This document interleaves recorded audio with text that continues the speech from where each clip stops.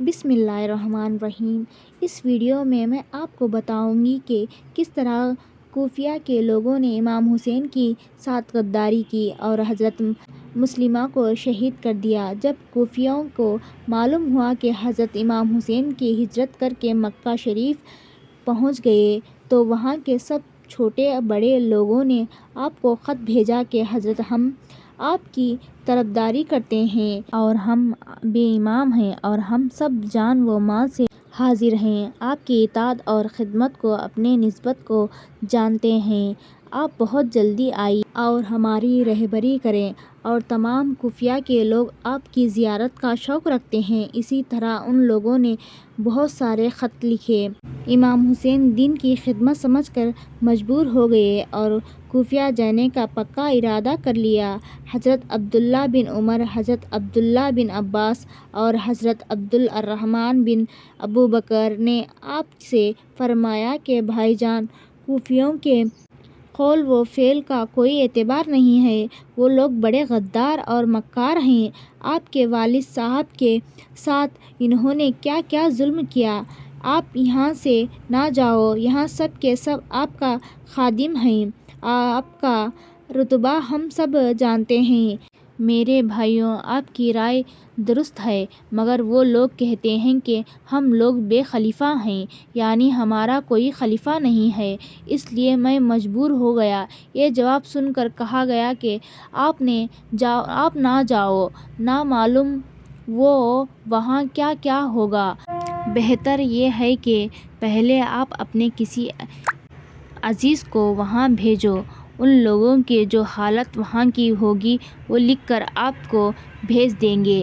یہاں کی رائے آپ کو پسند آئی اور آپ نے اپنے چچا زاد بھائی مسلمہ بن عقیل سے فرمایا کہ بھائی جان، تم کوفہ جاؤ گے، اگر وہ لوگ تمہارے ہاتھ پر میرا بیعت کریں تو مجھ کو خط لکھو، میں بہت جلد تمہارے پاس آ جاؤں گا، اور میرا خط ان کو دے دینا، جس خط میں یہ لکھا تھا کہ مسلمہ میرا بھائی ہے، بزرگی میں میرے سے کم نہیں ہے، جس نے اس کی بیعت کی سمجھ لو اس نے میری بیعت کی، اور میں مسلمہ بن عقیل کو اپنی جگہ کوفہ میں مقرر کرتا ہوں۔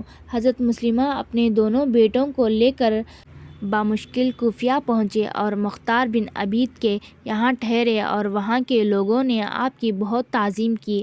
آپ نے ان کو حضرت امام حسین کا خط پڑھ کر سنایا، وہ لوگ بہت خوش ہوئے اور 40,000 لوگوں نے آپ کے ہاتھ پر بیعت کی۔ آپ نے دیکھا کہ یہ لوگ اپنے وعدے کے سچے ہیں، تو آپ نے حضرت امام حسین کی خدمت میں ایک خط لکھ کر بھیج دیا کہ پھر زندہ رسول یہاں سب لوگ آپ کی زیارت کے مستعد ہیں، اور 40,000 لوگوں نے میری بیعت کر لی، آپ بہت جلدی یہاں آ جائیے۔ مگر جب حضرت مسلمہ سے 40,000 لوگوں نے بیعت کر لی اور صحابہ رسول حضرت نعمان جو وہاں کے حاکم تھے انہوں نے کوئی روک ٹوک نہ کی، تو خفیہ پولیس نے یزید کو خبر دے دی کہ امام حسین کے چچا زاد بھائی مسلمہ لوگوں سے بیعت کر رہا ہے، اور امام حسین بھی مکے سے آ رہے ہیں۔ نعمان جو یہاں کا حاکم ہے وہ روک ٹوک نہیں کرتا۔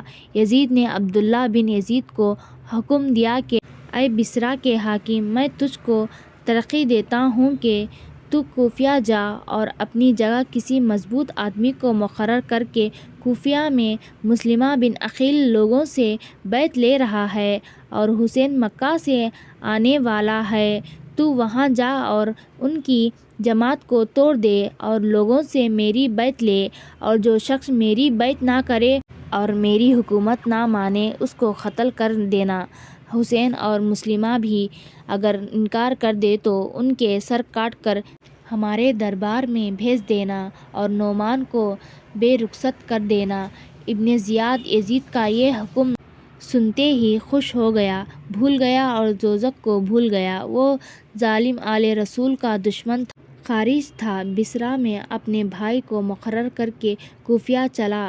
راستے میں حضرت امام حسین کا غلام جو آپ کا خط لے آ رہا تھا، وہ خط اس سے لے کر پڑا اور ظالم نے ان کو شہید کر دیا، اور مکروہ خبر سے عربی لباس پہن کر کوفہ میں داخل ہوا اور اپنی فوج کو دوسرے راستے سے بھیجا اور عربی لباس سے کچھ آدمیوں کے ساتھ مکہ کے راستے سے رات کو شہر میں داخل ہوا۔ وہاں کے لوگوں نے سمجھا کہ حضرت امام حسین کے آگے ہزاروں آدمی زیارت کے لیے آئے ہیں اور سلام کرتے تھے۔ ابن زیاد آہستہ سے سلام کا جواب دیتا رہا اور دل میں سانپ کی طرح بھل کھاتا رہا۔ اس طرح دارالحکومت پر پہنچ گیا۔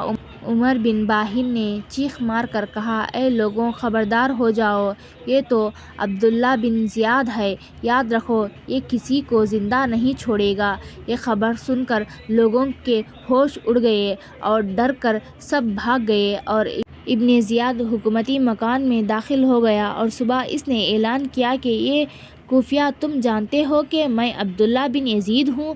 اگر تم نے میرا کہنا نہ مانا تو شہر میں آگ لگا کر سب کو جلا دوں گا، اور اگر تم لوگوں نے میرا کہنا مان لیا تو تم لوگوں کو ہر طرح کا انعام دوں گا اور بڑے بڑے عہدوں پر بٹھاؤں گا۔ ابن زیاد کے ڈر سے لوگوں نے حضرت مسلمہ کا ساتھ چھوڑ دیا اور خدا کے ڈر کو بھلا دیا۔ آپ اس وقت بہت حیران ہو گئے، افسوس لوگوں نے دھوکہ دے دیا، واحد خلافی کیا۔ صاحب رسول حضرت ہانیہ نے آپ کو اپنے گھر میں ٹھہرایا۔ ابن زیاد نے حضرت ہانیہ کو بلا کر کہا کہ مسلمہ کو لے آؤ۔ اس نے کہا کہ خدا کی قسم، اگر حضرت مسلمہ میرے بغل میں بھی ہوتا تب بھی تجھ کو نہیں دیتا۔ ابن زیاد نے ان کو اس وقت شہید کر دیا تاکہ لوگوں مجھ سے ڈرو اور کوئی حضرت مسلمہ کا ساتھ نہ دو۔ حضرت مسلمہ نے سن کہ ہانیہ کو شہید کر دیا گیا، آپ کے دل میں ایک جوش اٹھا۔ آپ نے بچوں کو قاضی کے سپرد کیا اور جو لوگ آپ کے ساتھ تھے ان سے فرمایا، مرد بنو، ہم نے ہارون اور میرے ساتھ چلو، اور ننگی تلوار لے کر ایک دم ابن زیاد کے مکان پر چڑھ گئے۔ ابن زیاد نے اپنے کچھ حاکموں کو حکم دیا کہ ان لوگوں کو ڈراؤ اور بٹھاؤ اور کہہ دو کہ یزید کی فوج آ گئی ہے، تم کو زندہ نہ چھوڑے گی، اگر زندگی چاہتے ہو تو آرام سے اپنے گھروں میں بیٹھو۔ اس اعلان سے سنتے ہی وہ 500 آدمی جو حضرت مسلمہ کے ساتھ تھے وہ لوگ بھاگ گئے اور حضرت مسلمہ اکیلے رہ گئے۔ اب سختی پریشان ہو گئے، میں کہاں جاؤں، نہ گھر ہے نہ در ہے، اب چاہوں کہ اس وقت یہاں سے ایک طرف جاؤں اور کسی طرح بھائی حسین کو خبر پہنچا کہ وہ شان حسین محبت کا جھوٹا دعویٰ کرنے والا غدار نکلا اور سب نے بیعت توڑ دی اور میرے ساتھ چھوڑ دیا، مگر جس طرف جاتا ابن زیاد کی فوج پاتے اور حضرت امام حسین کے غم میں روتے۔ ابن زیاد نے اعلان کر دیا کہ جو مسلمہ کا سر کاٹ کر لے آئے گا وہ انعام پائے گا۔ حضرت مسلمہ اکیلے پیاس کی تیزی سے بے ہوش بی بی دعا کے دروازے پر آئے اور پانی مانگا۔ انہوں نے پوچھا، آپ کون ہیں؟ آپ کا نام کیا ہے؟ گلی گونجی میں پھرنے کا کیا کام ہے؟ آپ نے فرمایا، میرا نام مسلمہ ہے، میں امام حسین کا چچا زاد بھائی ہوں، ان کے حکم سے میں یہاں آیا تھا، یہاں کے لوگوں کے بلانے پر مجھ کو امام حسین نے بھیجا تھا، مگر یہاں کے لوگ نے میرے ساتھ غداری کی، امام حسین کے ساتھ غداری کی۔ بی بی تو نے آپ کو گھر میں چھپا لیا اور اپنے بیٹے محمد بن سعد کو بہت سمجھایا مگر وہ نہ مانا، اور اس نے اپنے زیاد کو جا کر خبر دے دی کہ مسلمہ ہمارے گھر میں ہے۔ ابن زیاد نے تھانے داروں کو حکم دیا کہ اپنے ساتھ سپاہیوں کو لے جاؤ اور مسلمہ کو پکڑ کے لے آؤ۔ تھانے داروں 300 سپاہی لے کر بی بی طوع کے مکان پر چڑھ گئے اور چاروں طرف سے مکان کو گھیر لیا۔ آپ نے دیکھا کہ اتنے سپاہی مجھ کو پکڑنے آئے ہیں۔ غیرت اور ہاشمی مردانگی جوش میں آئی اور خیال ہوا کہ بڑی بے ہمدردی اور کمزوری کی بات ہے کہ بیٹھے بٹھائے اس بی بی بڑھیا کے گھر میں پکڑا جاؤں، مارا تو جاؤں گا ہی، مگر ان ظالموں کو مار کر مروا جاؤں گا تو بہادری ہوگی۔ بس آپ شیر کی طرح باہر مردانگی سے ننگے تلوار ہاتھ میں لے کر گھر سے باہر آئے اور نعرہ تکبیر، اللہ اکبر بلند آواز سے بول کر ان پر تلوار چلا دی۔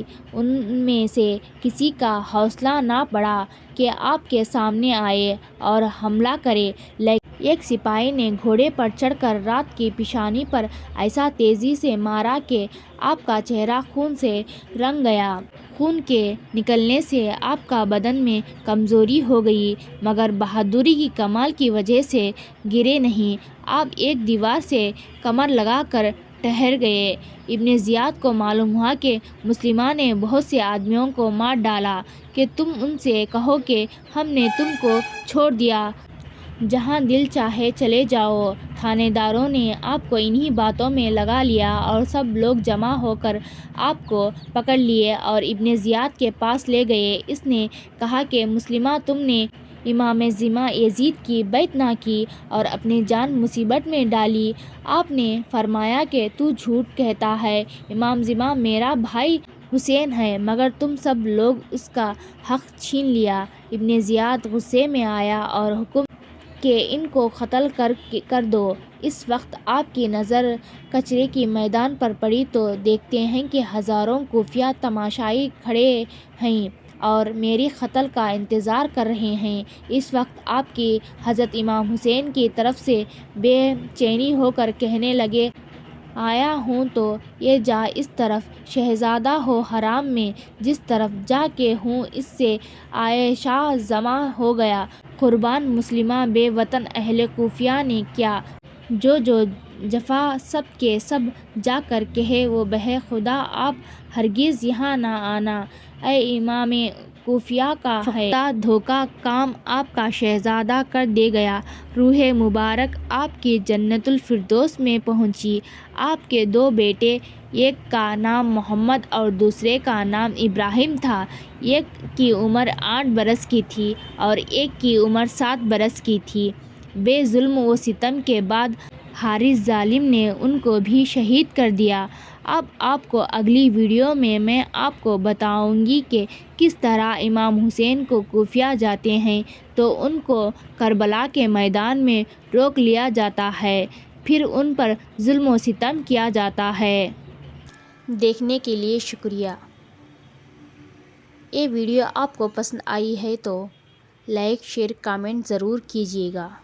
Thank you for watching.